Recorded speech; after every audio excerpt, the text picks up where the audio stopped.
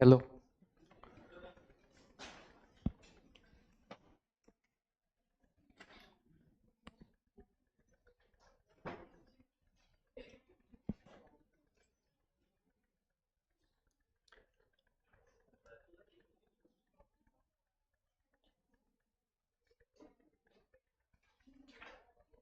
कहाँ तक पढ़ा दिया? फीमेल रिप्रोडक्टिव सिस्टम हो गया। तो नेक्स्ट टॉपिक हमारा है गेमीटोजेनेसिस।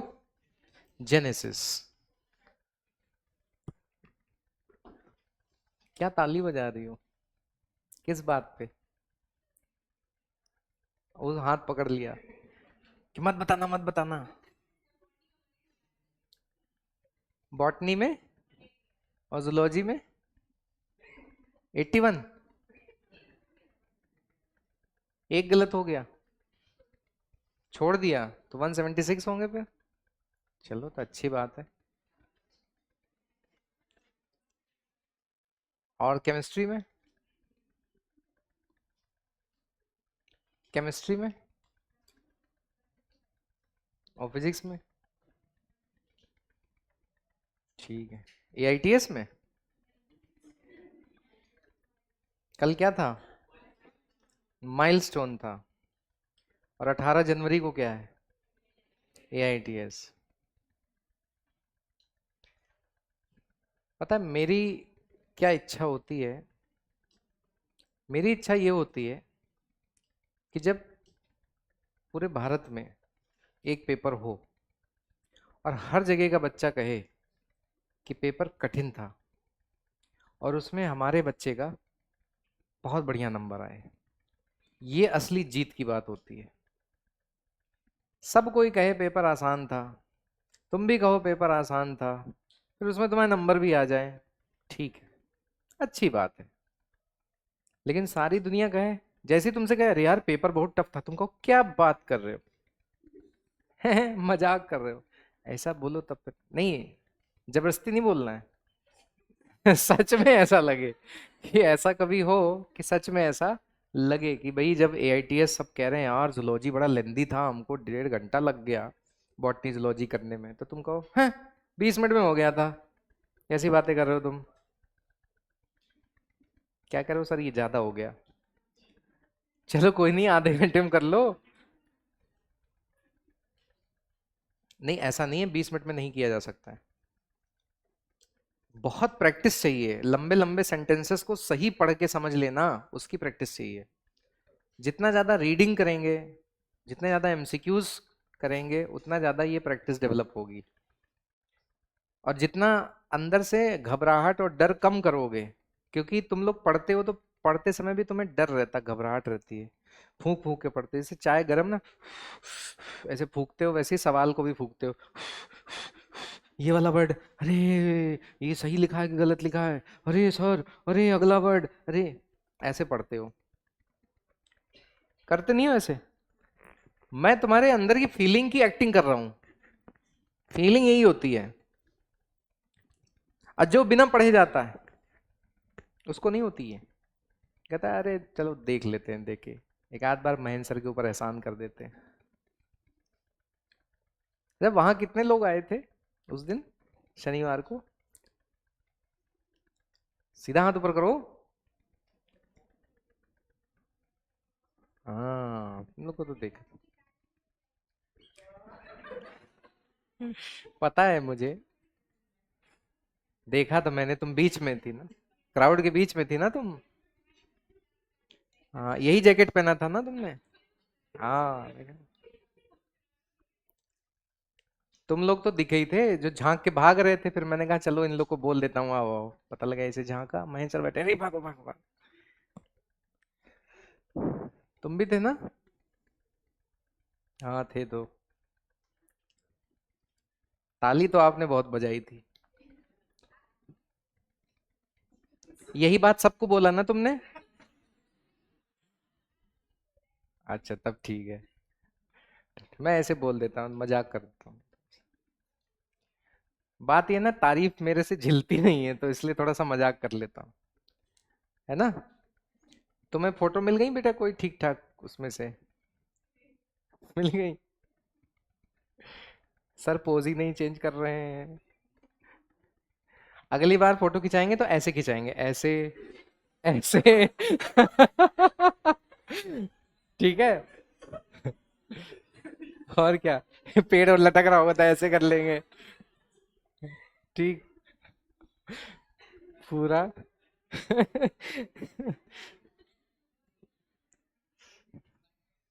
हम तो आज तक खुद ही अपने फोन से हमको सेल्फी तक नहीं हम सही से ले पाते हैं। अब ये ना कहना सर फिर क्या फायदा इस फोन का, दे दीजिए।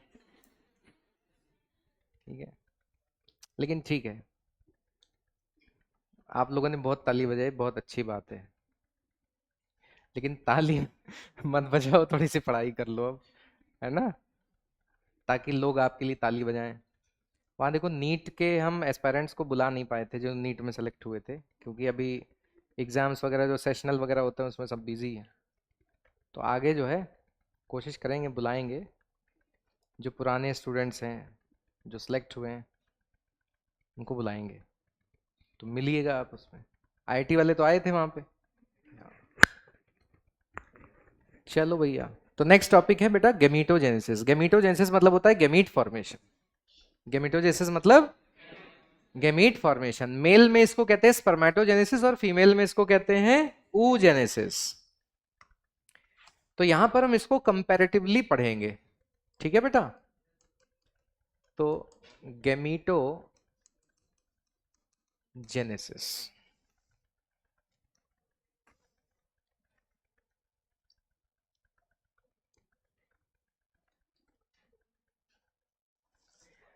मेल में it is called as spermatogenesis and female में it is called as oogenesis।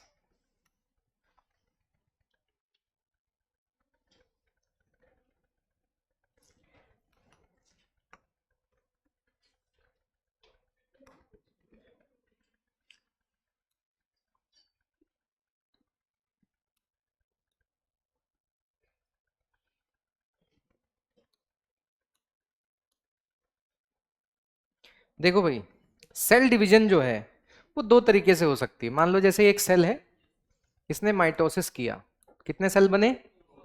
दो। फिर इसने माइटोसिस किया, इसने भी माइटोसिस कर लिया, तो चार सेल बन जाएंगे। लेकिन मान लो सिर्फ इसमें से एक ने डिवाइड किया, फिर इन दो में से सिर्फ एक ने डिवाइड किया, फिर इन दो में से एक ने डिवाइड किया। और दूसरा तरीका यह है कि हर सेल डिवाइड करता चला गया।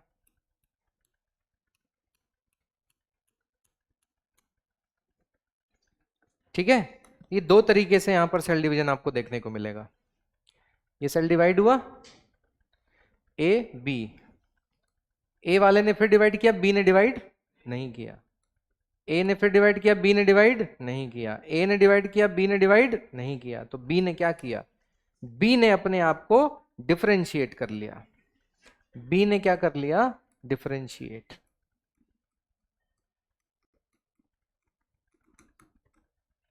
तो हर बार ये जो ए और बी थे उनमें से बी ने क्या किया? डिफरेंशिएट किया। और ए ने क्या किया? डिवाइड किया।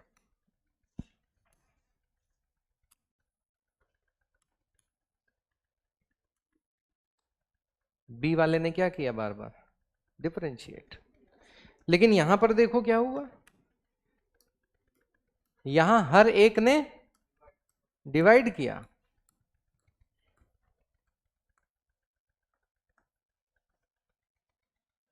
ठीक, तो यहां कंटिन्यूअस डिवीजन होती जा रही है, नो डिफरेंशिएशन।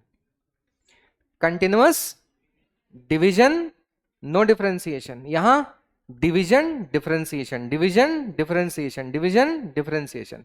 यहां पर division division division division division division, और लास्ट अगर डिवीजन हो गया उसके बाद डिफरेंशिएशन डिफरेंशिएशन डिफरेंशिएशन डिफरेंशिएशन। कुछ अंतर समझे? यहां दोनों साथ चल रहे हैं, यहां एक के बाद एक। पहले सबने डिवाइड कर डाला, फिर सबने डिफरेंशिएट कर लिया। यहां दो में से एक ने डिवाइड किया, एक ने डिफरेंशिएट किया। तो बेटा स्पर्म्स का जो डिवीजन होगा, स्पर्म बनाने के लिए जो डिवीजन होगा वो ऐसा होगा, और ओवा बनाने के लिए जो डिवीजन होगा वो ऐसा होगा। ठीक है, यानी स्पर्मेटोजेनेसिस किस पैटर्न को फॉलो करेगा, इस वाले को, और ये oogenesis फॉलो करेगा। ठीक है, बोलो भैया। तो यहां पर ये डिवीजन हुआ, इस डिवीजन को हम कह रहे हैं माइटोसिस। क्या कह रहे हैं बेटे? और माइटोसिस जिस सेल में हुआ बेटा, स्पेल बोल रहा हूं, सेल को कहते हैं स्पर्मेटोगोनिया। क्या कहते हैं? स्पर्मेटोगोनिया। स्पर्मेटोगोनिया का मतलब होता है मेल जर्म सेल। इसी तरह से ये वाला है, इसको कहते हैं ओगोनिया। यह है फीमेल जर्म सेल, और इसने भी क्या किया, इसने डिवाइड किया। लेकिन यहां लगातार क्या होता जाएगा, क्या होता जाएगा, डिवीजन होता जाएगा, ऐसे सेल बनते जाएंगे। तो मैं ये नहीं दिखा रहा हूं यहां पे। ठीक है, हम यहां पर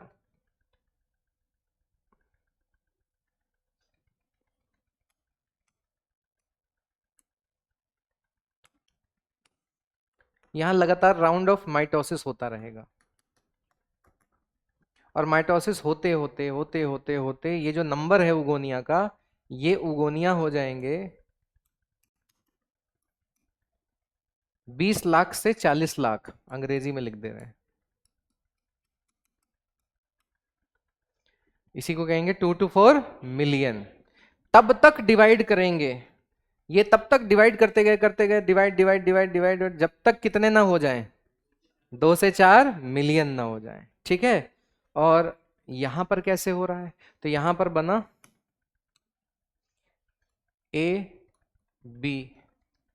ए वाला क्या करेगा, ए वाला फिर से क्या करेगा, डिवाइड करेगा, यस और नो? इधर लिख दे रहा हूं, इट डिवाइड्स। और बी वाला क्या हो जाएगा, डिफरेंशिएट। तो जब ये बी वाला डिफरेंशिएट करेगा, तो ये डिफरेंशिएट होके कुछ और बनेगा। क्या बनेगा?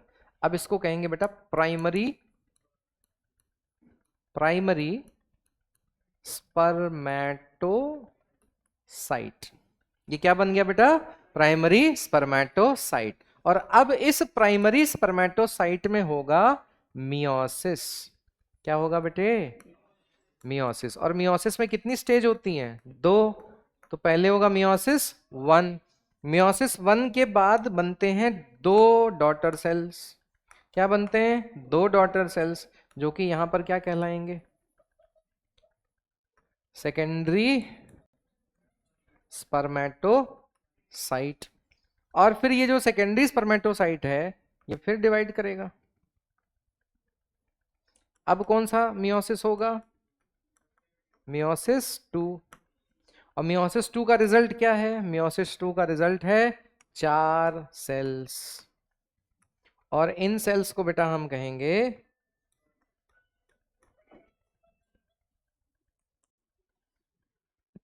तुमको मैं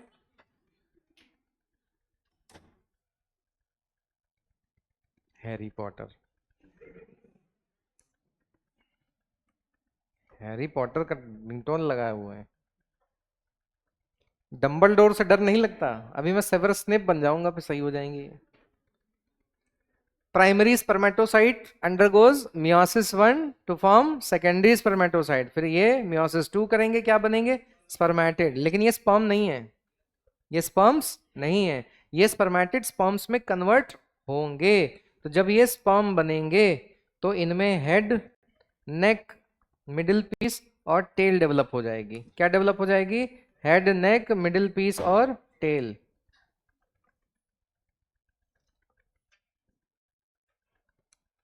तो यहां पर ये जो प्रोसेस होता है, इसको भी कहते हैं डिफरेंशिएशन। क्या कहते हैं भैया?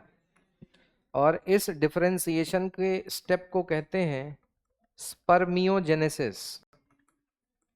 क्या कहते हैं? स्पर्मियोजेनेसिस, या फिर इसका एक और नाम है स्पर्माटीलियोसिस। क्या नाम है? बोल नहीं रहे हो तुम लोग? स्पर्माटिलियोसिस। कुछ समझ में आया यहाँ पे क्या हुआ? एक स्पर्मेटोगोनिया डिवाइड होके बना ए और बी स्पर्मेटोगोनिया। ए वाले ने फिर से डिवाइड करने का रास्ता चुना और बी वाले ने अपने आप को डिफरेंशिएट किया और उसने अपनी फितरत बदल ली। क्या बना लिया अपने आप को? Primary spermatocyte. फिर इसमें क्या शुरू हुआ? मियोसिस। मियोसिस के होते हैं दो stage, meiosis one, meiosis two. जब प्राइमरी स्पर्मेटोसाइट में मियोसिस वन होगा तो दो सेल्स बनेंगे, उन्हें कहेंगे सेकेंडरी स्पर्मेटोसाइट। फिर उसमें मियोसिस टू होगा, फिर बन जाएंगे चार स्पर्मेटिड, और स्पर्मेटिड फिर डिफरेंशिएट होके बन जाएंगे स्पर्मेटोजोआ। तो ये जो तैयार हो गए हैं इन्हें हम कहते हैं स्पर्मेटोजोआ या स्पर्म्स। अब यहां पर बात हो जाती है प्लॉइडी की। काहे की बात हो गई भैया? प्लॉइडी की। स्पर्मेटोगोनिया जो होता है वो डिप्लॉइड होता है। अगर माइटोसिस होगा तो ये भी कैसा बनेगा? 2n। ये भी कैसा बनेगा? 2n। यहाँ सिर्फ डिफरेंशिएट हुआ यानी ये भी कैसा है? 2n। लेकिन मियोसिस 1 हो गया तो ये कैसा हो गया? n और n। लेकिन यहाँ मियोसिस 2 है तो n/2 थोड़ी हो जाएगा। ये n रहेगा, ये n रहेगा, ये n रहेगा, ये n रहेगा। समझ गए? और अल्टीमेटली ये भी तो डिफरेंशिएट हुए हैं तो ये सारे क्या रहेंगे? n। तो ये सारे के सारे क्या होंगे? Haploid sperms. ठीक है, ठीक है। अब आइए इधर।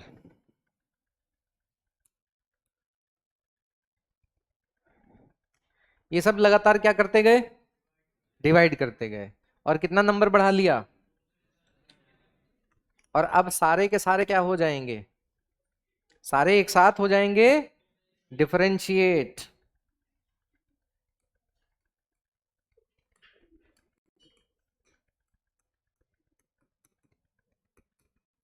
Differentiate into what? Into primary oocyte sperm. कौन बोला? अभी ब्रह्मा जी नीचे आने वाले हैं, कहीं मैंने क्या बना के भेजा था, क्या बना रहा है। ये बनेगा प्राइमरी oocyte। और प्राइमरी oocyte अब बनेंगे तो कई सारे, मैं सिर्फ एक में बताऊंगा। मैं क्यों सब में बताऊंगा भैया? मैं सिर्फ अच्छा बताओ ना फिर। कह रहे मैं सिर्फ एक में बताऊंगा, स्टाइल मार रहे हो?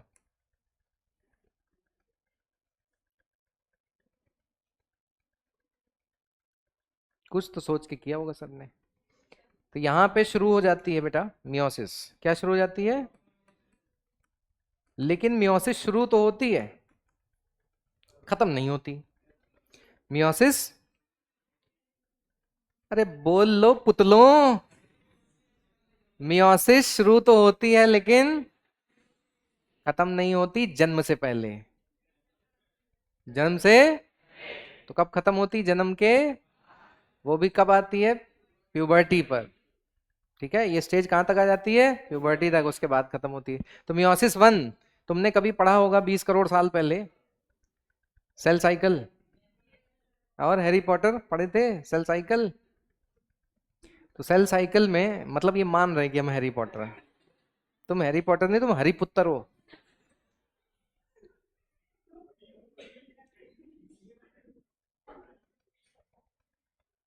समझे?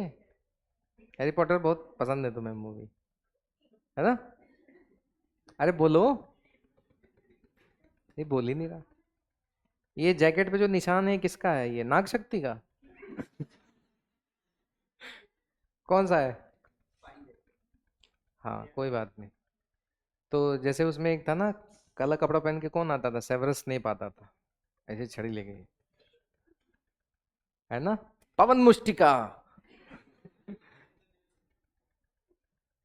देखी है नहीं देखी है? किसने किसने देखी है? बस ज्यादातर लोगों ने नहीं देखी है। कोई नहीं। फीमेल में oogenesis प्यूबर्टी। क्या हंस रहे हो भाई? मेल में स्पर्मेटोजेनेसिस प्यूबर्टी पे स्टार्ट होता है, फीमेल पे प्यूबर्टी से बहुत पहले, जन्म से पहले शुरू हो जाता है। और मियोसिस वन शुरू हो जाती है। अब मियोसिस वन आपने पढ़ा होगा, उसमें 2 स्टेजेस होती हैं। कितनी stages? Meiosis one, meiosis two, क्या बात है। फिर मियोसिस वन में कितनी स्टेज होती हैं? 4 स्टेज। अरे भाई क्या बात है। कौन कौन सी? Prophase, metaphase, anaphase, telophase. One, one भी तो लगाओगे सब में। फिर प्रोफेज वन में भी कुछ स्टेज होती हैं। कौन कौन सी? यही यही यही यही। सही से जवाब दे दो, कौन सी होती हैं? Leptotene, पैकीटीन, diplotene. जाइगोटीन कहाँ गई? अच्छा हमने नहीं बोला। लेप्टोटीन, पैकीटीन। कहते सर फिर नहीं बोला आपने। ला जरा पेन दे दे। ला जरा, काहे दे दे, अपना नहीं लेके आते हो? लता जरा पानी दे दो। तो leptotene, zygotene, pachytene, diplotene, diakinesis. Leptotene को लेप्टोटीन क्यों कहते हैं? क्या होता है? मैं, सुलझते हैं, सुलझ रहे होते हैं। अच्छा, तो बाकी हैवी माइक्रोस्कोप में देखते हो? अरे सब लाइट माइक्रोस्कोप में ही होता है, ये डिफरेंस थोड़ी बताओगे। उस समय क्रोमोसोम बहुत लंबे होते, क्योंकि क्रोमैटिन कंडेंस होना शुरू होता है ना प्रोफेज वन में। तो जो क्रोमैटिन है बहुत लंबा लंबा होता है। ठीक है, 46 क्रोमैटिन के मॉलिक्यूल लंबे लंबे सब आपस में उलझे हुए थे। अब उनको क्या करना है? सुलझना है, यानी पूरी भीड़ में रीअरेंजमेंट हो रही है। मान लीजिए जैसे बहुत सारे लोगों को एक डांस परफॉर्मेंस के लिए बुलाया गया है, और हॉल में सब हैं और सब तितर बितर हैं, किसी को नहीं मालूम है कि जोड़ा कैसे बनेगा। ठीक है, लेकिन अचानक से सबको उनकी लकी ड्रॉ में पर्ची, अरे वो देखी तुमने, रब ने बना दी जोड़ी, उसमें ऐसे ही तो होता है। किसमें? तारक मेहता, ए भगवान ए राम, कहीं तो छोड़ जाए ये तारक मेहता, जहां देखो। तो उसमें चिट वाला सिस्टम होता है ना, सबको पार्टनर होगा तो वो पर्ची से ढूंढेंगे। तो वो सब उस समय क्या हो रहा होता है, सबको अपनी पर्ची ढूंढनी है, नंबर लिखा हुआ है तो सब नंबर दिखा दिखा के ढूंढ रहे होते हैं। अब उस समय पूरा क्या है, अफरा तफरी का माहौल है। तो वो हॉल नहीं, वो न्यूक्लियस है।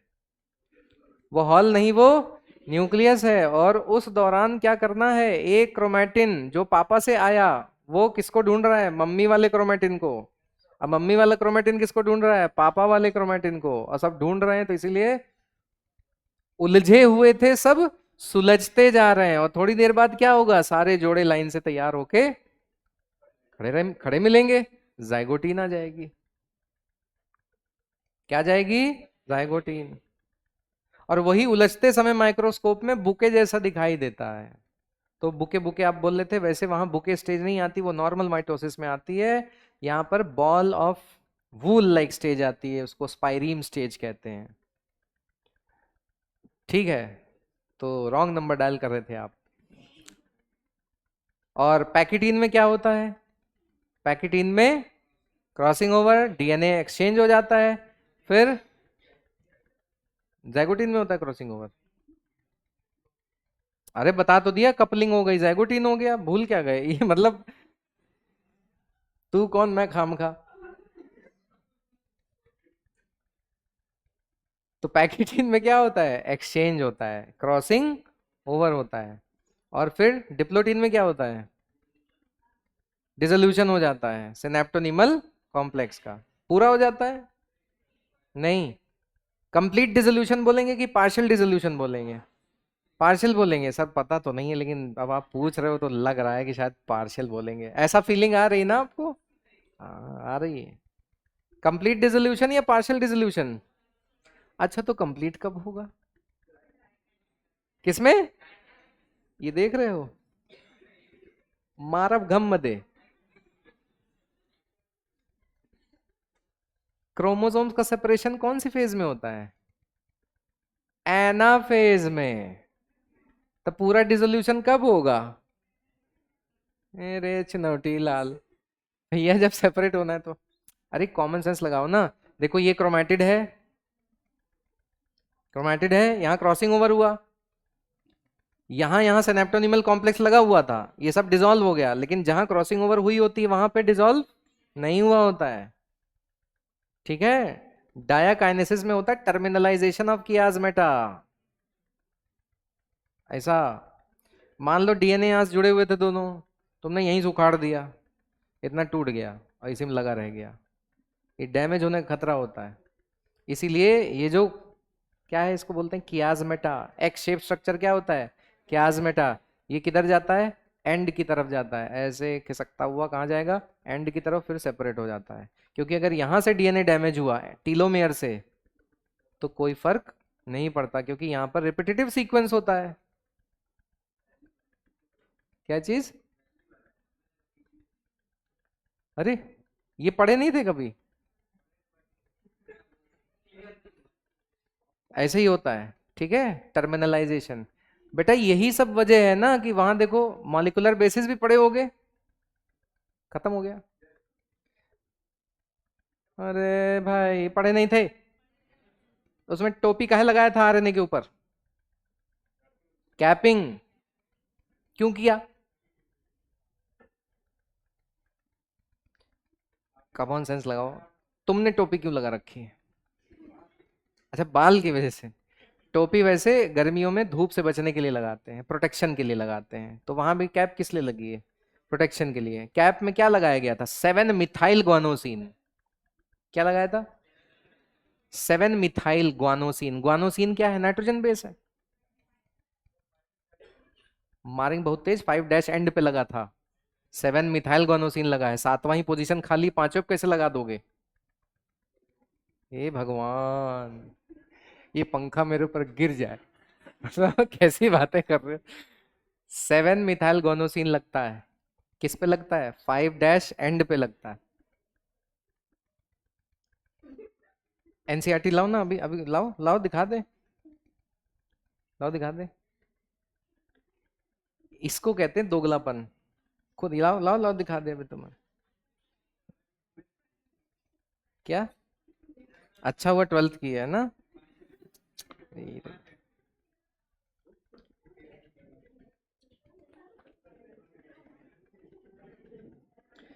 इसको तुम 5 समझ रहे हो ना, गधों। ये जो 5 लिखा हुआ है, ये 5 लिखा हुआ है। वो एम जी जो है ना, ये 5 MG नहीं है। एम जी में सातवीं पोजीशन पे मिथाइल लगा है, पागल घंटों। ये 5 एंड है, वो 3 एंड है, करे 5 मिथाइल गोनेसिन। एकदम वही हो गया, सही कर लेना अगर तुमने ये पढ़ा हुआ है कहीं तो। सातवीं पोजीशन पे मिथाइल लगेगा, पांचवी पोजीशन पे मिथाइल यूस में लगता है, यूरेसिल में, तब वो थाइमीन बनता है। ये बहुत दिमाग लगा रहे हो, याद कर लिए कि नहीं मिथाइल 5 पे ही लगेगा।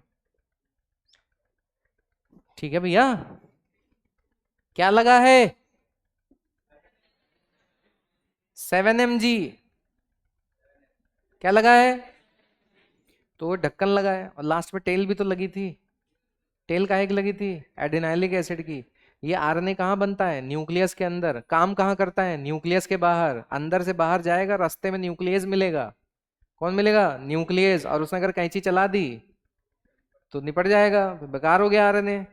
तो अगर मान लो कैंची चलाए भी, तो किस पे चलाए, ए पे। एक तरफ तो स्टेबल कर दिया है, 7 मिथाइल गोनोसिन कर दिया, उधर से तो कैंची चलेगी नहीं। अब जो पूंछ काटे कोई, काटते रहो। 200 एडिनाइलिक एसिड लगे हैं, कुछ हट भी गए, कट भी गए, कोई मतलब नहीं है, कोई नुकसान नहीं है। इसी तरह बेटा टीलोमेरिक डीएनए सीक्वेंस होता है। जैसे क्रोमोसोम है, इसका टीलोमेरिक डीएनए सीक्वेंस यहां पर, ये अगर डैमेज हो जाए तो खतरे की बात नहीं होती।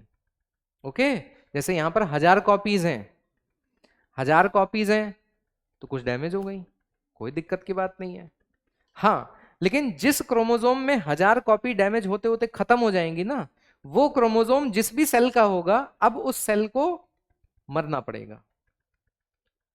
जब किसी सेल के अंदर क्रोमोसोम्स में टीलोमेरिक डीएनए खत्म हो जाता है, तो सेल को क्या करना पड़ता है, मरना पड़ता है। वो सेल फिर जिंदा नहीं रह सकता। अगर ये जिंदा रह गया, ध्यान से सुनना, मैंने नॉर्मल बात क्या बताई, कोई सेल है, उनके अंदर क्रोमोसोम्स हैं, उसमें टीलोमेरिक डीएनए है, उसमें जितनी भी कॉपीज हैं वो डैमेज हो सकती हैं, कोई दिक्कत वाली बात नहीं है। डैमेज होते होते खत्म हो गई कॉपीज, अब क्या करना पड़ेगा, सेल को मरना पड़ेगा। लेकिन अगर सेल नहीं मरा और किसी वजह से ये टीलोमेरिक डीएनए भी कॉपी हो गया, तो ये कैंसर सेल बनेगा। तब ये क्या बनेगा, कैंसर सेल बनेगा। समझे कि नहीं समझे? क्योंकि कैंसर सेल लगातार क्या करता रहता है, डिवाइड करता है। एक सेल कितनी बार डिवाइड करेगा इसकी जानकारी इसी सीक्वेंस में होती है। पता था ये? इस पर सवाल आ चुका नीट में। नीट में एक बार आया है सवाल, शायद 18 में। एंजाइम का नाम है टीलोमरेज। टीलोमरेज के ऊपर आया है। टीलोमरेज एक ऐसा एंजाइम है जो इसकी कॉपी बनवा देता है। एक सेल के पास मान लो यहाँ 1000 कॉपी है, टीलोमरेज क्या करेगा, 2000 बनवा देगा।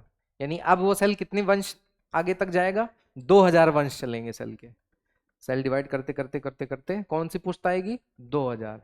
लेकिन अगली बार जैसे डिवाइड किया, 2 का हो गया 4000। अब कितनी पुश्तें आएंगी, 4000। अगली बार डिवाइड किया कितना हो गया, 8000। अब कितनी पुश्तें आएंगी, 8000। तो ये तो अनलिमिटेड होता जाएगा ना। तो बताओ कैसा डिवीजन हुआ, कैंसरस। कैसा हो गया, कैंसरस। लेकिन नॉर्मली क्या होता है, एक सेल ने डिवाइड किया, आधा हो गई कॉपी, फिर डिवाइड किया, आधा हो गई, फिर डिवाइड किया, आधा हो गई। एक समय आएगा कि खत्म हो गई, और खत्म हो गई तो उस सेल को मार दिया जाएगा। मतलब उसको ये कहा गया कि तुम निपट लेना खुद ही, नहीं निपटोगे तो हम निपटा देंगे। बॉडी के अंदर एक सेल डेथ होती है, उसको कहते हैं प्रोग्राम्ड सेल डेथ। क्या कहते हैं, हाँ, उसका नाम होता है बेटा एपोप्टोसिस। क्या होता है नाम, एपोप्टो। कुछ थोड़ा बहुत समझ में आया कि नहीं आया? एक्चुअल में क्या है ना, सेल साइकिल का जो रेगुलेशन पढ़ते हो, सेल तुम पढ़ते कहाँ हो, ये दिक्कत है। सेल साइकिल का जो रेगुलेशन आपको पढ़ाया जाता है, उस रेगुलेशन के बारे में पता ही तब चला था जब कैंसर के ऊपर रिसर्च हो रही थी, कि कैंसर क्यों हो जाता है। कैंसर इसीलिए हो जाता है जब सेल साइकिल के ऊपर जो कंट्रोल होता है वो गड़बड़ हो जाए। तो कंट्रोल ये भी तो एक तरीके का कंट्रोल ही है, कि टीलोमेरिक डीएनए सीक्वेंस लिमिटेड होता है, इसलिए खत्म होता रहता है। ये कंट्रोल ही तो है। और एक एंजाइम बन गया कैंसर सेल में, उसने क्या किया, अनलिमिटेड कर दी कॉपी। तो अब सेल लगातार क्या करता रहेगा, डिवाइड करता रहेगा, तो समस्या हो जाएगी, है कि नहीं? चलिए, तो हम मियोसिस 1 की बात करते हैं। मियोसिस 1 में प्रोफेज के अंदर 5 फेजेस हैं, लेप्टोटीन, जाइगोटीन, पैकिटीन, डिप्लोटीन, डायकाइनेसिस। लेकिन डिप्लोटीन में सरेंडर हो जाता है। डिप्लोटीन में सरेंडर हो जाता है। एनसीईआरटी में लिखा है कि इन oocytes ऑफ वर्टिब्रेट्स, हम क्या पढ़ रहे हैं, oocyte, और ह्यूमन क्या है, vertebrate. In oocytes of vertebrates this stage यानी diplotene can remain surrendered for months और ईयर्स। और मंथ्स में होगा या ईयर्स में होगा, ये डिपेंड करेगा लाइफ स्पैन पे। तो इंसान का लाइफ स्पैन तो ईयर्स में है ना, तो वहां ईयर्स में होता है। सरेंडर कितने समय के लिए होगा, प्यूबर्टी तक के लिए। तो मियोसिस 1 क्या हो जाएगा, surrendered in which stage, diplotene stage, of course prophase 1। ठीक है। और जब ये सरेंडर हो गया ना बेटे, ए बेटे, बेटे ये क्या हो गया, सरेंडर हो गया। और सरेंडर होने के बाद इस बिटिया का जन्म हो गया। बिटिया का क्या हो गया, जन्म हो गया। तो ये कब की बात है, ये फीटल लाइफ की बात है। यहां पर बेटी का जन्म हो गया, और जन्म लेने के बाद ये बेटी का चाइल्डहुड भी बीत गया। क्या बीत गया यहाँ पे, चाइल्डहुड। अब आ गई कौन सी स्टेज, प्यूबर्टी। क्या आ गई भैया, प्यूबर्टी। प्यूबर्टी पे वापस से मियोसिस 1 रीस्टार्ट हो जाएगा। ठीक है। तो यहां पर मियोसिस वन रिज्यूम्स। लेकिन जब ये मियोसिस वन रिज्यूम होता है ना, तो यहां पर एक बड़ा सेल बनता है और एक छोटा सेल बनता है। यानी डिवीजन इक्वल हुई कि अनइक्वल? अनइक्वल। तो ये जो छोटा सेल है इसको कहते हैं फर्स्ट पोलर बॉडी। इसको क्या कहते हैं? First polar body. जो लोग बतियाने में लगे हैं, अगर मेरे पकड़ में आ गए तो क्लास के बाहर जाएंगे। और ये क्या बन जाएगा? ये है सेकेंडरी oocyte। ना सेकेंडरी oocyte में फिर मियोसिस स्टार्ट हुई। कौन सी? मियोसिस 2। ठीक है। और ये जो मियोसिस 2 है ये भी अनइक्वल डिवीजन है। देखिए यहाँ छोटा बड़ा हुआ है, यहां पर भी होगा। तो यहां पर बेटा शुरू हो गई कौन सी स्टेज? मियोसिस 2। अब बताओ मियोसिस 2 में कौन कौन सी स्टेज आएगी? ले, अरे prophase, metaphase, anaphase, telophase. Prophase, metaphase, anaphase, telophase. तो अब ये जो मियोसिस 2 है ना, ये दोबारा सरेंडर हो जाता है। सरेंडर्ड इन मेटाफेज सेकेंड। किसमें सरेंडर्ड है ये? मेटाफेज सेकेंड में।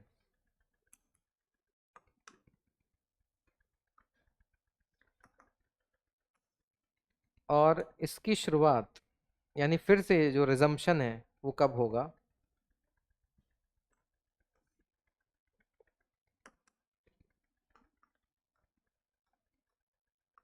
Resumes during fertilisation.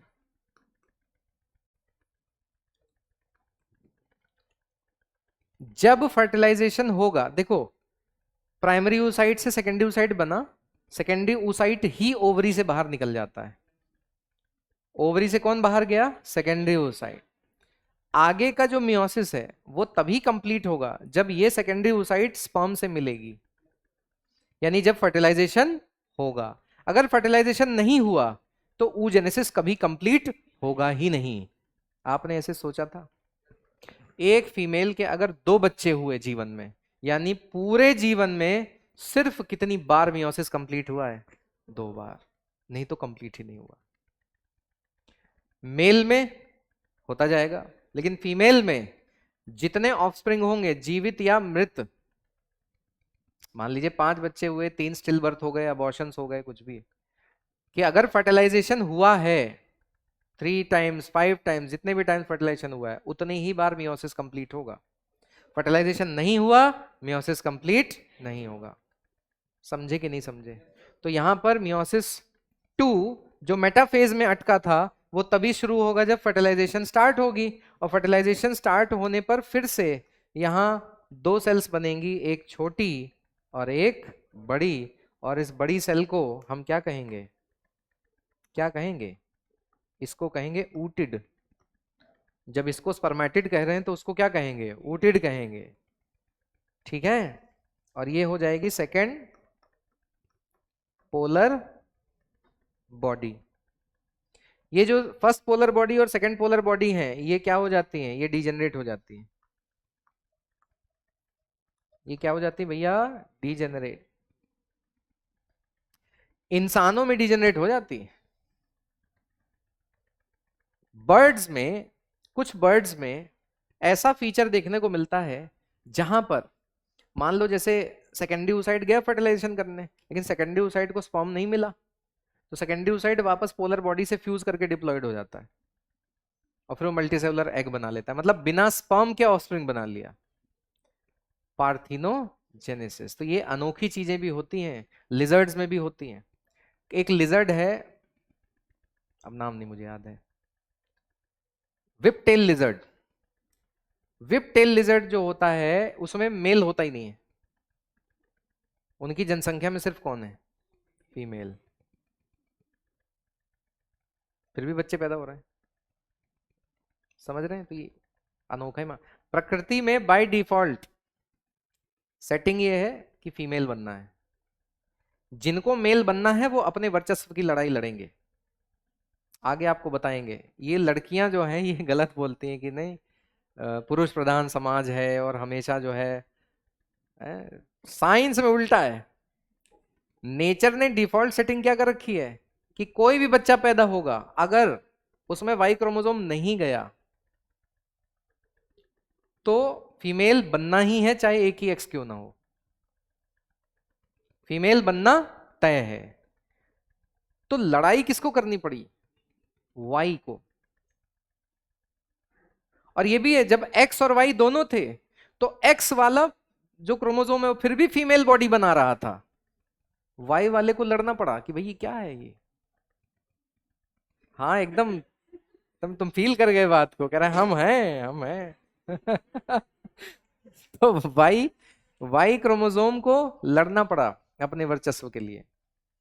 तो आप लोग गलत मत बोला करिए, ठीक है? चलो खैर, ये झगड़े लड़ाई की बात नहीं है, साइंस में ऐसा है। ये कुछ समझ में आया? हाँ, इसको कवर अप कहते हैं।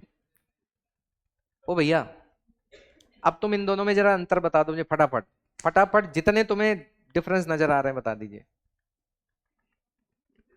अरे वाह, एक भी नहीं बता पाए। मतलब इतनी देर में तो दो चार तो यूं ही बोल लेते। अरे वाह, क्या बात है।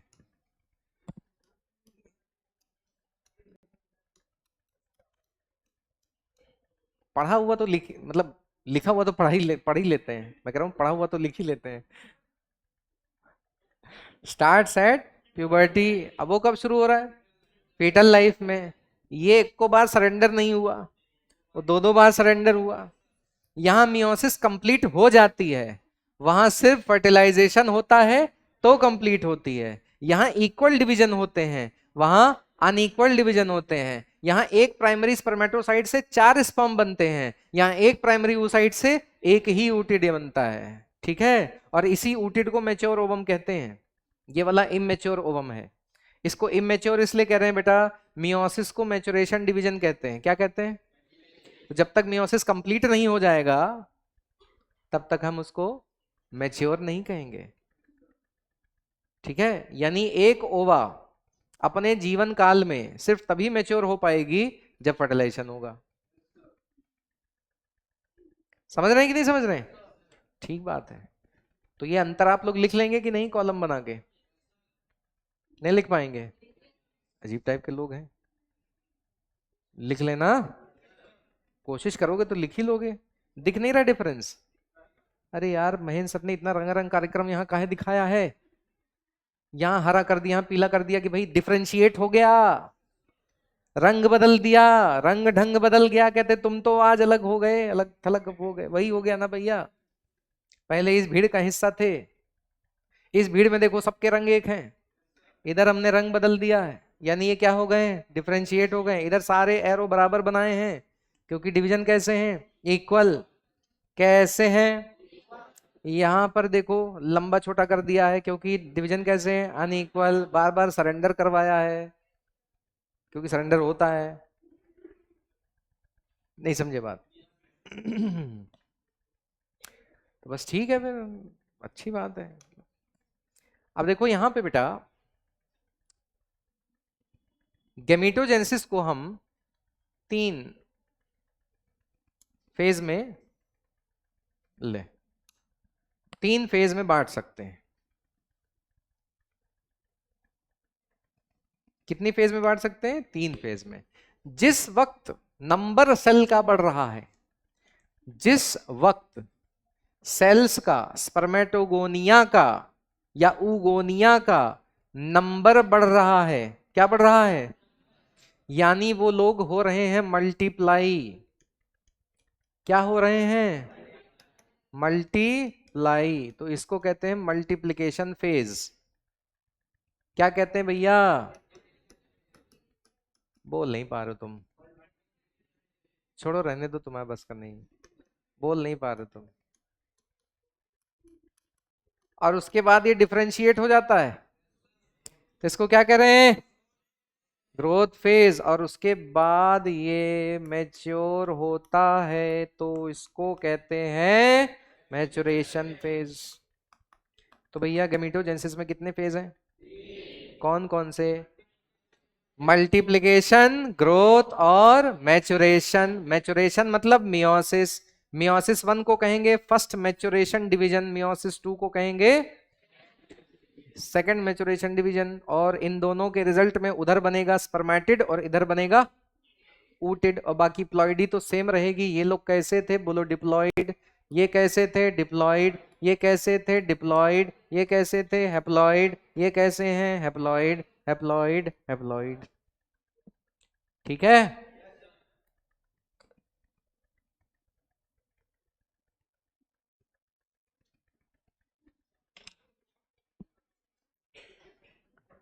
तो छापने की कृपा करें।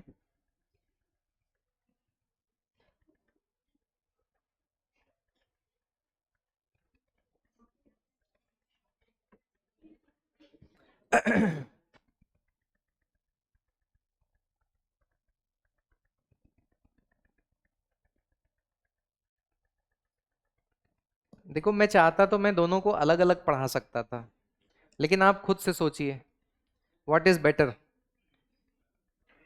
Comparison, right.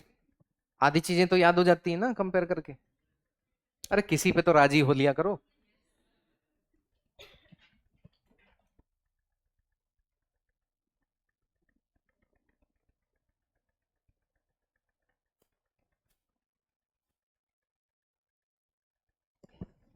देखिए जो सेकेंडरी oocyte है उसको भी आप ओवम कह सकते हैं, और जो ऊटिड है उसको भी आप ओवम कह सकते हैं। तो ओवम एक जनरल टर्म है।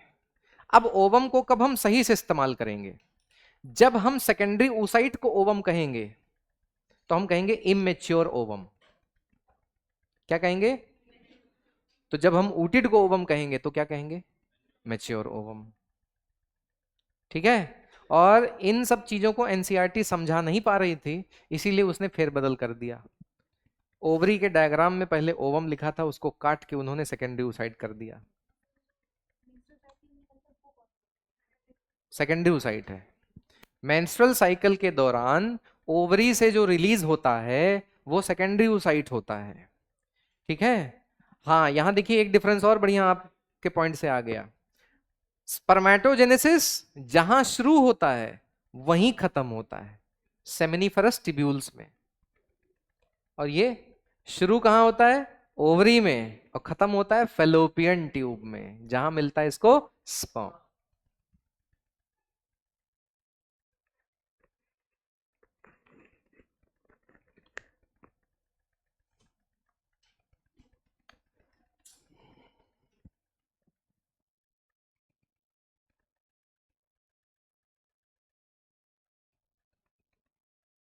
थोड़ा जल्दी जल्दी हाथ चलाना।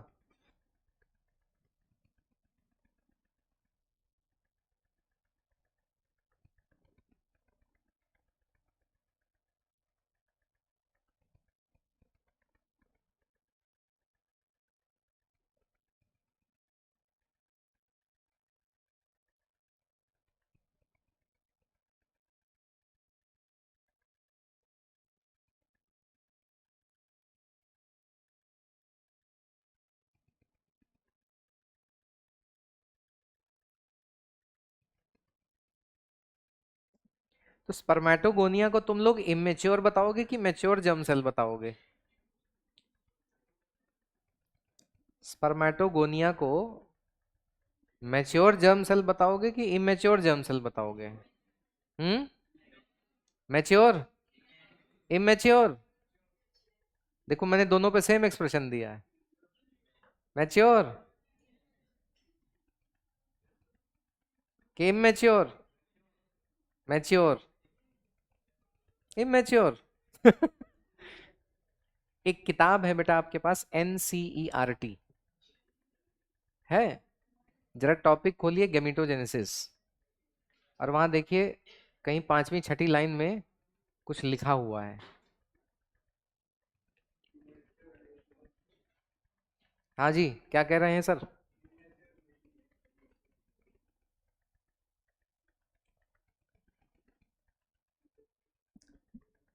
अरे कहाँ देख रहे हो तुम? पलटो है, मेंस्ट्रुअल साइकिल में देख रहे हो? मेंस्ट्रुअल साइकिल में तुमको स्पर्म मिलेगा? अरे यार मतलब, ये लिखा हुआ ऊपर। अरे तीसरी लाइन में लिखा हुआ है, देखो।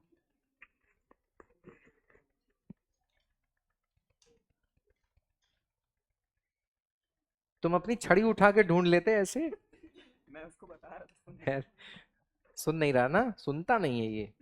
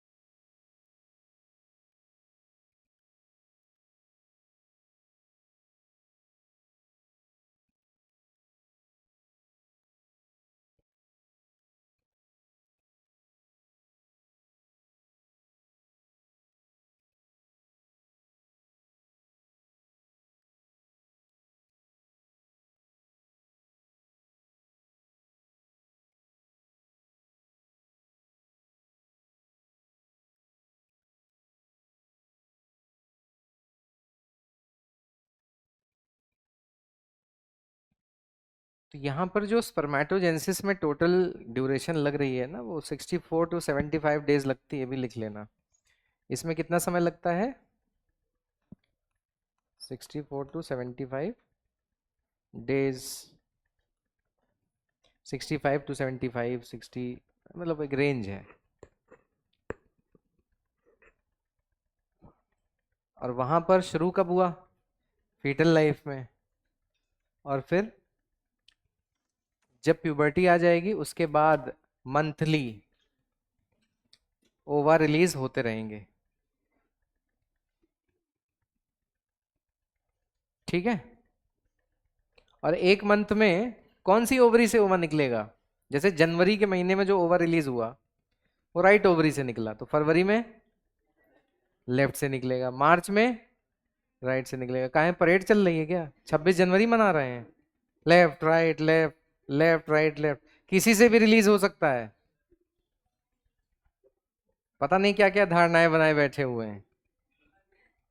हार्मोन दोनों ओवरीज को सिग्नल देगा ना।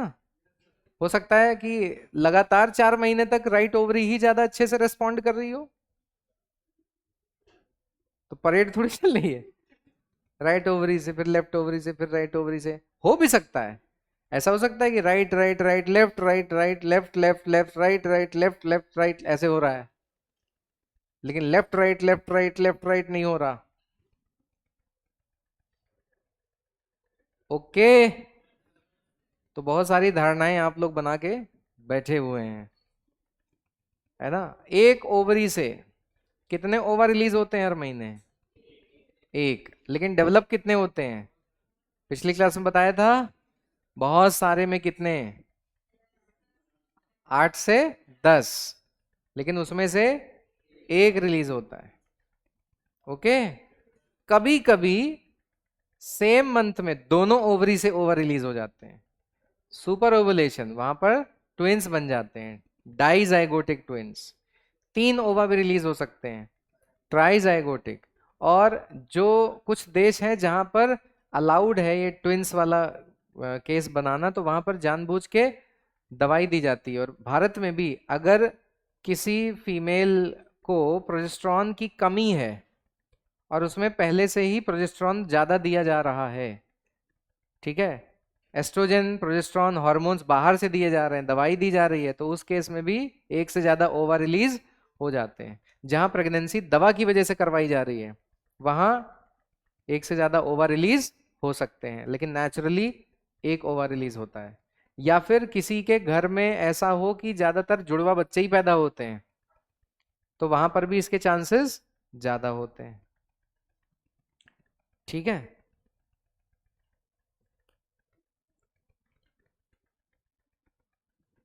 नेक्स्ट हम बात करेंगे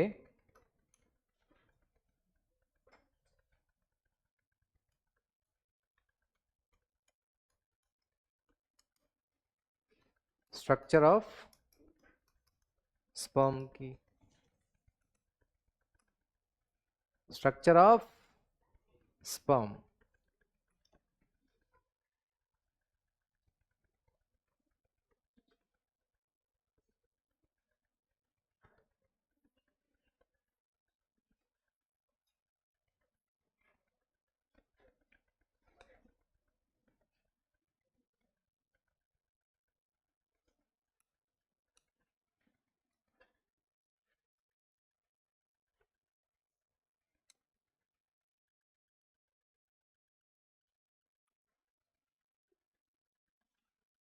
कौन सा कलर लें? ये वाला लेते हैं।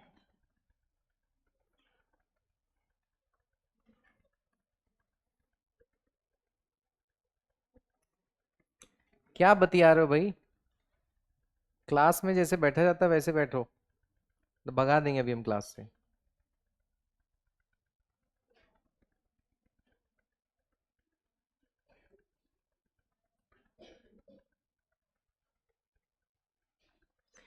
तो स्पर्म का जो स्ट्रक्चर होता है, इसमें आपको कितने पार्ट देखने को मिलेंगे?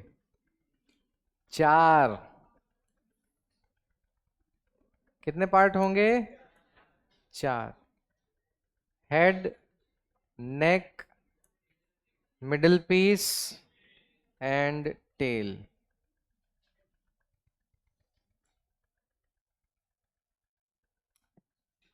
तो ये वाला जो पार्ट है ये हेड है,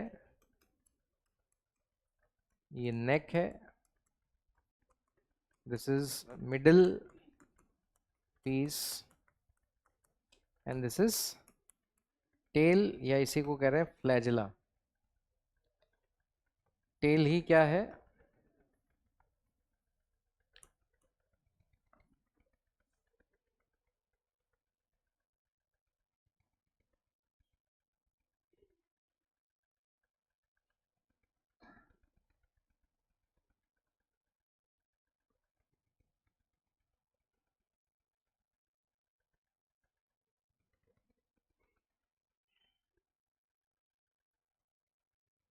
क्या हो गया, तबीयत खराब है? दवाई खाओ दवाई, फालतू में हंस रही। ये हेड, नेक, मिडिल पीस और टेल है। हेड में यहां पर क्या क्या है? हेड में एक स्ट्रक्चर होता है, इसको कहते हैं एक्रोसोम। क्या कहते हैं? और होता है यहाँ पे न्यूक्लियस। क्या होता है? न्यूक्लियस। वो भी कैसा होता है? हैप्लॉइड। कैसा होता है? हैप्लॉइड। इसके अंदर क्या होते हैं? या तो 22+, अरे कितने क्रोमोसोम होते हैं एक सेल में? 30। अरे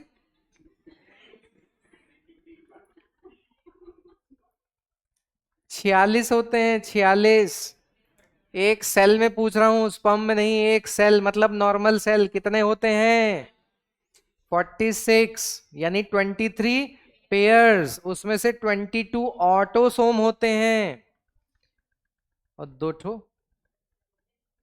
एलोसोम होते हैं, जिन्हें सेक्स क्रोमोसोम कहते हैं। Autosome, allosome. X chromosome, Y chromosome, allosome, और बाकी सारे ऑटोसोम। तो यहां पर 22 जोड़े में से 22 आ जाएंगे और एक्स वाई में से एक्स आ जाएगा। या फिर दूसरी कॉन्फ़िगरेशन क्या होगी? 22+y, यही दो में से कुछ हो सकता है। बोलो भैया। और ये जो एक्रोसोम है, ये एक्रोसोम के पास एंजाइम्स होते हैं। क्या होते हैं? Hydrolytic enzymes. तो यानी कि इसको किसने बनाया है? गोल्जी बॉडी ने। हाइड्रोलाइटिक एंजाइम होते हैं लाइसोसोम्स में। हम मार मार देंगे, भूल गए सब। हाइड्रोलाइटिक एंजाइम किस में होते हैं? लाइसोसोम्स में। और उन्हें कौन बनाता है? तो इसे भी कौन बना रहा है? ये जायंट लाइसोसोम ही तो है। क्या ये? It has hydrolytic enzyme. Hydrolytic enzyme इसके अंदर कौन कौन से हैं? तो आइए देखते हैं। नहीं, इस कलर से नहीं लिखेंगे, इसी से लिख देते हैं। एक होता है इनके पास हेल्यूरोनाइडेज। क्या होता है बेटे? हेल्यूरोनाइडेज। ये क्या करता है? It digests hyaluronic acid. किसको डाइजेस्ट करता है? Hyaluronic acid. फिर एक होता है कोरोना पेनेट्रेटिंग एंजाइम।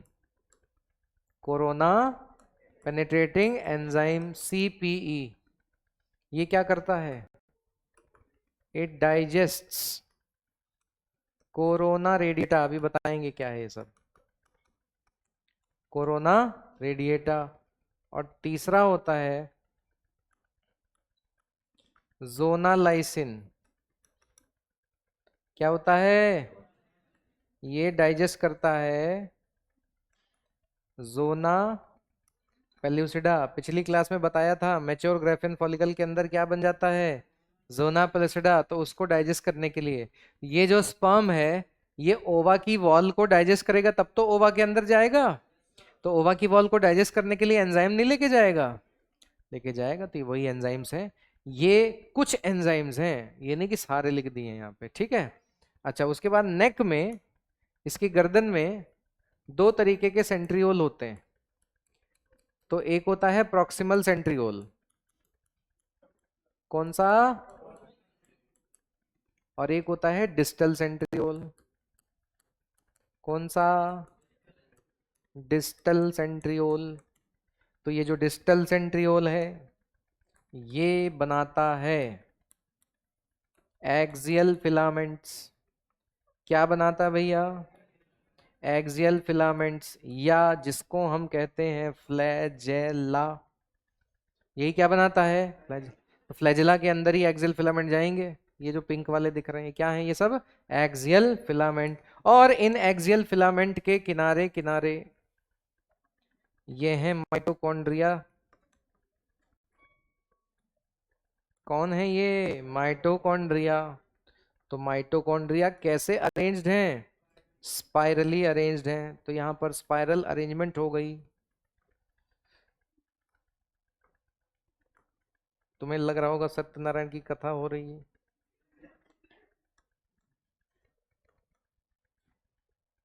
कितने हो सकते हैं माइटोकॉन्ड्रिया यहाँ पर? 25। कितने हो सकते हैं? 25 हो सकते हैं। और वो 25 एक्सियल फिलामेंट के किनारे किनारे अरेंज्ड होंगे स्पाइरल फॉर्म में। ठीक बात है। और बाकी यहाँ पर क्या होगा? फ्लैजिला ही फ्लैजिला है ये तो, इसके अंदर एक्सियल फिलामेंट ही फिलामेंट है। नहीं समझे बात? लेकिन प्रॉक्सिमल सेंट्रियोल का काम नहीं बताया तुमने। कोई बात नहीं, मैं बता देता हूं। जब ये स्पर्म जब ये स्पर्म मिलेगा ओवा से और उसको बना देगा जाइगोट। कौन सा गोट? जाइगोट। तो जाइगोट बनने के बाद सेल डिवीजन भी तो होना है। जाइगोट बनने के बाद सेल डिवीजन भी होना है, और वो सेल डिवीजन होने के लिए सेंट्रियोल होना चाहिए। तो एक सेंट्रियोल मम्मी देंगी, एक सेंट्रियोल पापा। स्वाहा। एक सेंट्रियोल मम्मी देंगी, एक सेंट्रियोल पापा। और ये वही है पापा का प्रॉक्सिमल सेंट्रियोल। पा से पापा, पा से प्रॉक्सिमल। ठीक है। तो इट पगला ना, अच्छा, it helps in cleavage divisions, cleavage divisions of zygote. ऐसे हमारे जो बॉटनी के सर थे ना, उनका टोन रहता था। वो तो हर लाइन को इसे बढ़िया सुर में बोलते थे। ऐसे बोलते थे, हेल्प्स इन क्लीवेज डिवीजन। है, सिंगर नहीं थे।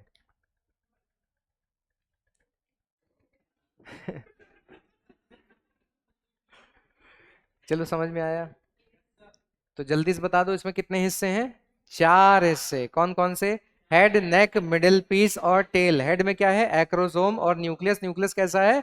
हैप्लॉइड है, जिसमें होंगे 22 ऑटोसोम्स प्लस 1 एलोसोम एक्स या वाई होगा। एक्रोसोम के अंदर होंगे हाइड्रोलाइटिक एंजाइम, जो कि होंगे 3 तरीके के। कौन कौन से? हेलोरोनाइडेज, कोरोना पेनिट्रेटिंग एंजाइम और जोनालाइसिन। हेलोरोनाइडेज डाइजेस्ट करेगा हेलोरोनिक एसिड को, कोरोना पेनिट्रेटिंग एंजाइम डाइजेस्ट करेगा कोरोना रेडिएटा को, और जोना लाइसिन डाइजेस्ट करेगा जोना पेलिसिडा को। और एक्रोसोम बनाया किसने? गोल्जी बॉडी ने, क्योंकि इसके अंदर हाइड्रोलाइटिक एंजाइम है, और जो कि लाइसोसोम में होता है उसको कौन बनाता है? Golgi body. फिर आते हैं गर्दन में। गर्दन में होते हैं 2 सेंट्रियोल, प्रॉक्सिमल वाला, डिस्टल वाला। प्रॉक्सिमल वाला किसे बनाता है? किसी को नहीं। क्लीवेज डिविजन्स में मदद करेगा। कब करेगा? जब ये स्पर्म ओवा को फर्टिलाइज करके क्या बनाएगा? जाइगोट। ठीक है। डिस्टल सेंट्रियोल जो है वो क्या करेगा? डिस्टल सेंट्रियोल बनाता है एक्सियल फिलामेंट। क्या बनाता है? Axial filament. इसी से बनता है फ्लैजिला। क्या बनता है? फ्लैजिला। फ्लैजिला लेगा तभी तो चलेगा। ठीक है। जो फ्लैजिला बन रहा होता है उसके किनारे किनारे मिडिल पीस में माइटोकॉन्ड्रिया, जो कि 25 ठो होते हैं। कई ठो? तो ये जो 25 ठो होते हैं ये क्या करते हैं? स्पाइरली अपने आप को अरेंज कर लेते हैं। और जब स्पर्म मूव करेगा तो उसकी टेल की मूवमेंट के लिए माइटोकॉन्ड्रिया ही एनर्जी बनाएगा। और पिछली क्लास में आपको बताया था कि प्रोस्टेट ग्लैंड, सेमिनल वेसिकल और काउपर्स ग्लैंड से सेक्रीशन निकलता है जिसको कहते हैं सेमिनल प्लाज्मा, जिसमें से सेमिनल वेसिकल सबसे ज्यादा कंट्रीब्यूशन करता है, और वहां से सेक्रीट होता है फ्रक्टोज। उसी फ्रक्टोज को यूज करेगा माइटोकॉन्ड्रिया और बना के देगा एटीपी, किसको? स्पर्म को। कुछ पल्ले पड़ा कि निकल गया ऊपर से? पिछली क्लास का कुछ याद नहीं होगा? पिछले क्लास का नहीं है तुम्हें याद? मैं हर क्लास में करता हूं तुमसे ये फरियाद कि पढ़ लो आज, क्योंकि पता नहीं क्या होगा उस दिन जिसे हम कहेंगे आज के बाद।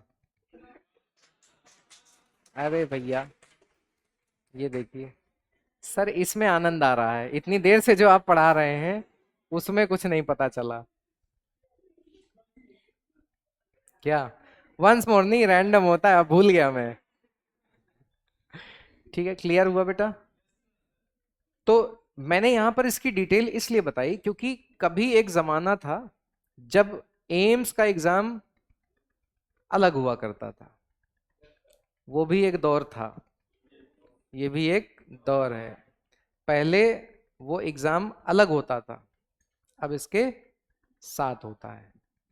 तो एम्स के एग्जाम में तुम लोग अब इंतजार कर रहे हो कि राइमिंग आने वाली है ना? है ना? शक्ल से पता चल रहा है कि अब ये जो लाइन बोलेंगे उसमें राइमिंग कहाँ आ रही। भैया बातों पे ध्यान दो, ठीक है? मस्ती मैं थोड़ा सा कैजुअल तरीके से पढ़ा देता हूँ, ज्यादा जोर ना पड़े घुटने पे, लेकिन इसका मतलब ये नहीं है कि घुटना ही घिस दो, ठीक है? तो एम्स में बेटा सवाल पूछा जाता था इस प्रकार का कि अगर हम एक स्पर्म को अलग अलग पोर्शन पे क्रॉस सेक्शन करें तो हमको उस क्रॉस सेक्शन में क्या दिखाई देगा? तो कर लेते हैं, क्रॉस सेक्शन करके देख लेते हैं क्या दिखाई देगा। ठीक भैया?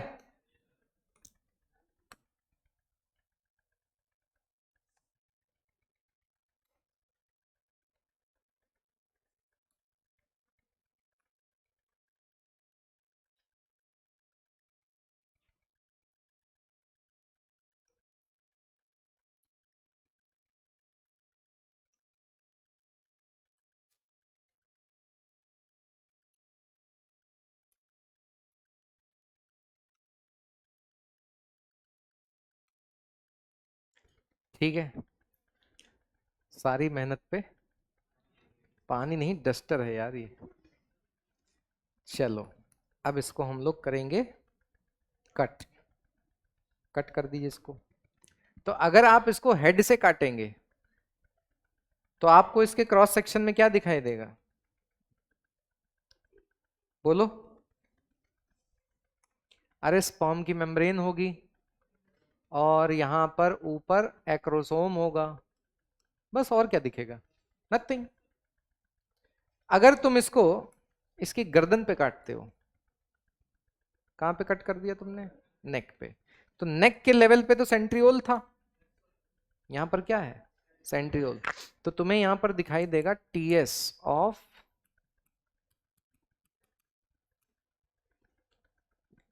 नेक तो दिखेगा ही, लेकिन तुम्हें इसके अंदर क्या दिख जाएगा? TS of centriole. ठीक है? जाहिर सी बात है किसके अंदर मिला हमें? नेक में। अब अगर तुम्हें सेल चैप्टर याद हो तो वहां पर तुमने देखा होगा कि यहाँ 9+0 अरेंजमेंट होती है, किसकी? माइक्रोट्यूब्यूल्स की। अब ऐसे ही बोल रहा हूँ, पता लगा नीचे स्टाफ रूम में भी ऐसे ही आदत हो गई बोलने की, और सर क्या हाल चाल है? तो बोल, बहुत देर से बोल रहा हूँ ऐसे। तो 9+0 अरेंजमेंट ऑफ माइक्रोट्यूब्यूल्स। लेकिन अगर हम इसको मिडिल पीस पे कट करेंगे तो हमको क्या दिखाई देगा? तो हमें यहां पर दिखेगी, सबसे पहले तो बाहर मेम्ब्रेन दिखेगी मिडिल पीस की, है ना? और उसके बाद हमको यहां पर दिखेंगे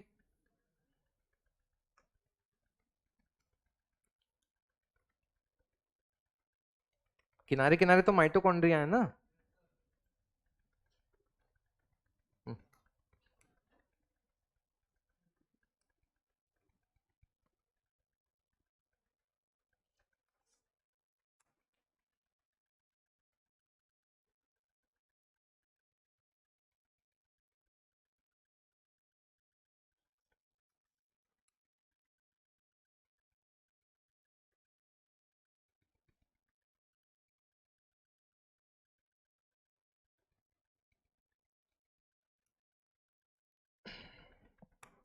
ये तो माइटोकॉन्ड्रिया हो गए, और इसके अंदर तुम्हें मिलेगा 9+2 अरेंजमेंट।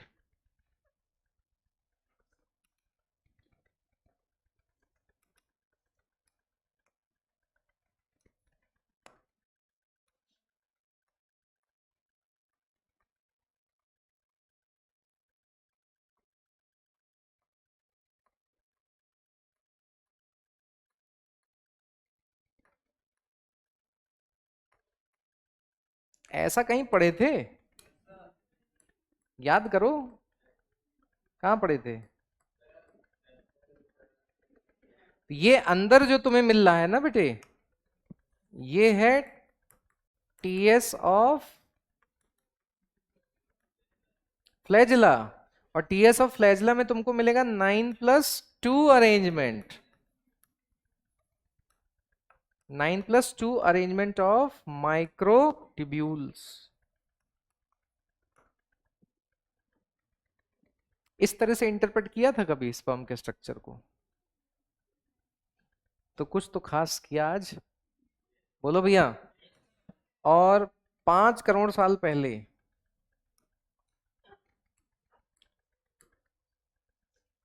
5 करोड़ साल पहले बेटा एक एग्जाम हुआ करता था, उसको कहते थे मणिपाल। क्या कहते थे? मणिपाल। मणिपाल मतलब ये मणिपाल नहीं।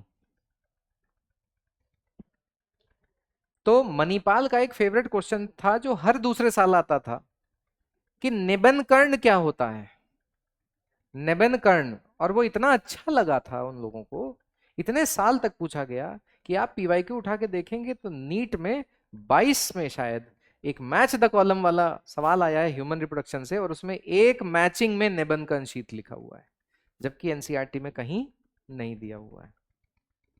ठीक है, तो निबन कर्ण शीत कुछ और नहीं, माइटोकॉन्ड्रिया की ही शीत को कहते हैं। कि अंदर होगा 9+2 अरेंजमेंट, भैया ध्यान सुनो, अंदर होगा 9+2 अरेंजमेंट ऑफ माइक्रोट्यूब्यूल्स। अरे यार वो डबलेट ट्रिपलेट ये सब पढ़े हो ना भाई।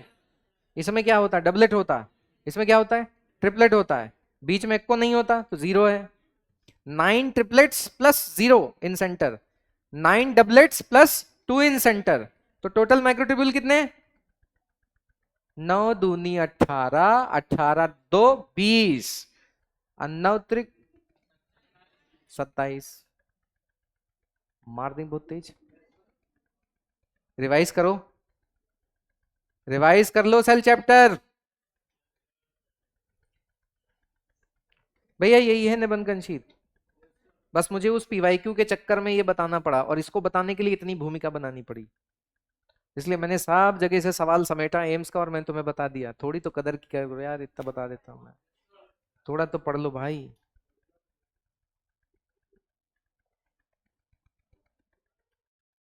थोड़ा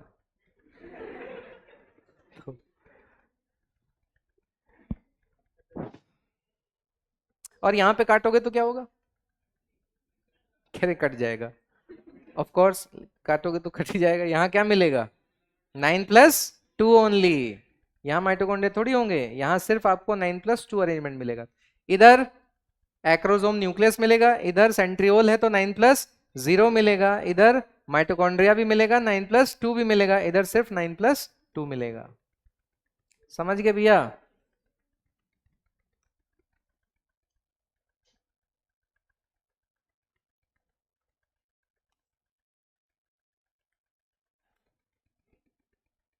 बनाओगे क्या?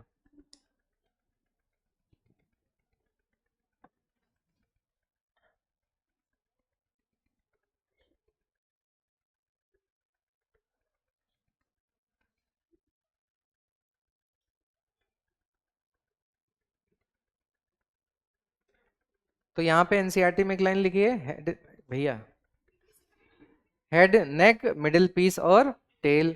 और ये मैं तुम्हें इसका स्ट्रक्चर, अरे कहाँ गया? खीखी खीखी क्या करते रहते हो तुम लोग, पागले हो क्या एकदम?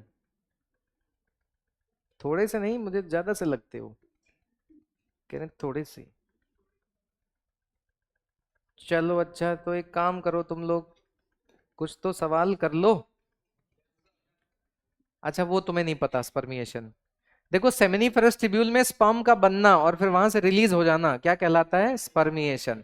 बॉडी से रिलीज नहीं हुआ है, सेमिनिफेरस ट्यूब्यूल से रिलीज हुआ है ताकि एपिडिडाइमिस में जाके स्टोर हो सके।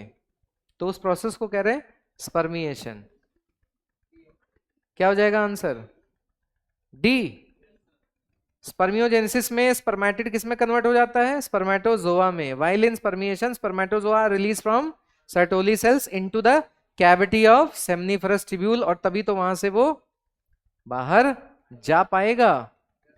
बताइए डिप्लॉयड कौन सा है? देख लीजिए, जो पढ़ाया है उसी के सवाल हैं सब। कौन डिप्लॉयड है? स्पर्मेटोगोनिया, ये हैप्लॉइड, ये हैप्लॉइड, ये हैप्लॉइड। देख लो बार बार यही आता है। Correct option of haploid cell. बताओ ये कैसा है? हैप्लॉइड है। ये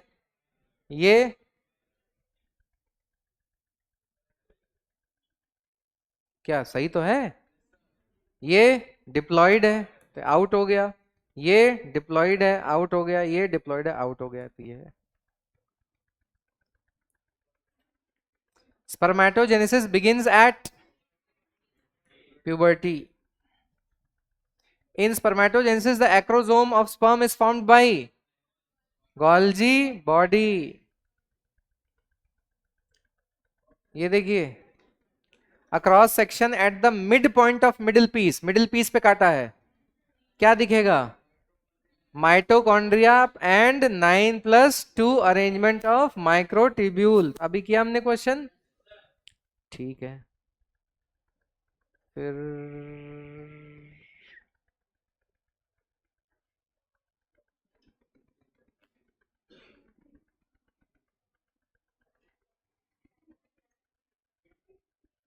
आंसर इसका एपिडिडाइमिस होगा। मैच्योरिटी तो मिल जाती है एपिडिडाइमिस, बस चलने नहीं दिया जाता उसको। अरे चलना तो सीख जाता है लेकिन उसको इनहिबिट करके रखते हैं।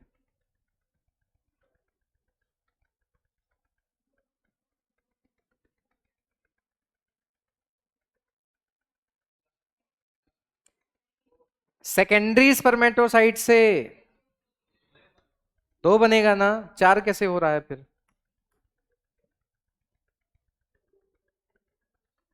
ये तो वही सवाल हो गया।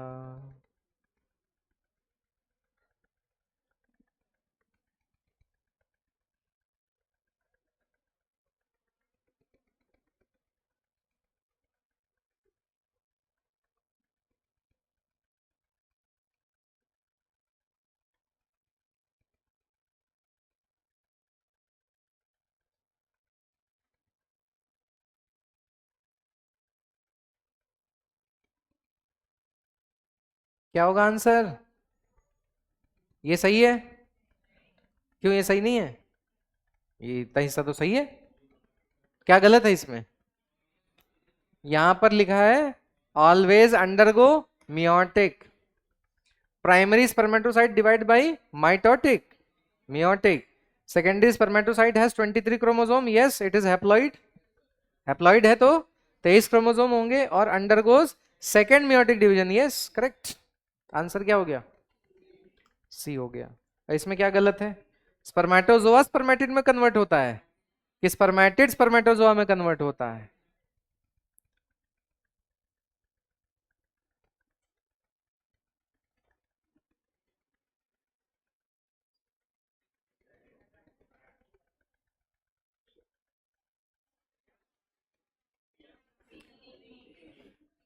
मियोसिस सेकंड कब कंप्लीट होनी है? During fertilisation. तो क्या हो जाएगा? और बेटा ये देखो आया हुआ है, और ये एक बार नहीं, अगर तुम 10 साल का पेपर उठाओगे तो ये 3 बार आया हुआ है। ठीक है, उठाते नहीं हो पेपर? क्यों हंस रहे हो? बस क्या आप पढ़ लिया तो अब कहो ना कि आए, अब तो कर लोगे। जब पढ़ लिया तो मनाओ कि आए। अजीब टाइप के लोगों करे बस अब मत आए, अब कुछ नया आए।